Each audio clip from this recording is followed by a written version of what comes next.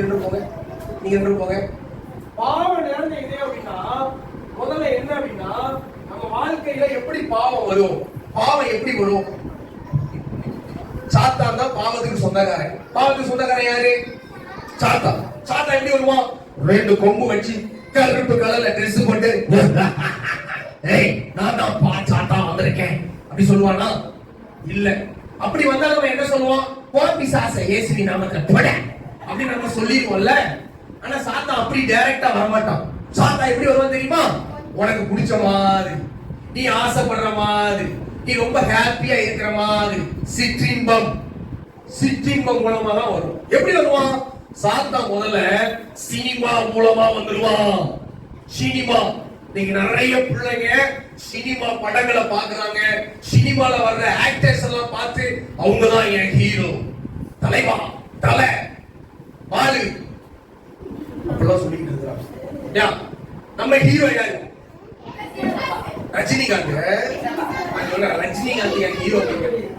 நம்ம ஹீரோ யாரு? நீங்க நிறைய பிள்ளைங்க சினிமால வர்ற நல்ல கவனி, அண்ணே சினிமால வர்ற பாட்டு நல்லா இருக்குனே, அரைக்குறையா ட்ரெஸ் போட்டு ஆடுறாங்கன்னு. சினிமால ஆபாசம் இருக்கு. என்ன இருக்கு? ஏசப்பா அப்படி சொல்ல சொன்னாங்களா? அப்படி செஞ்சு ஆட சொன்னாங்களா?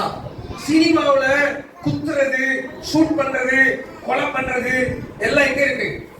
சினிமா. சினிமா வால் போஸ்ட பாரு, பெரிய அருவாளை வச்சிருப்பாரு, ரத்தம் சொட்ட சொட்ட சொட்ட சொட்ட சொட்ட அப்படி வச்சிருப்பாரு.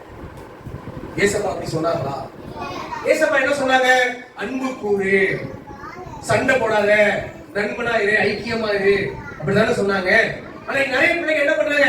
காலையில எந்திரிச்ச உடனே ஹெட்போனை போட்டு சினிமா பாட்டு கேட்டுட்டு சன் மியூசிக் டான்ஸ். இன்னைக்கு நிறைய பிள்ளைங்க காட்டுல யார் தெரியுமா இருக்கா? சினிமா நடிகர்கள் தான். நம்ம வாழ்க்கையில பாவம் நிறைஞ்ச இதயம் இருக்கக்கூடாதுன்னா நம்ம எதை பார்க்க கூடாது? சொல்லுங்க, எதை பார்க்க கூடாது?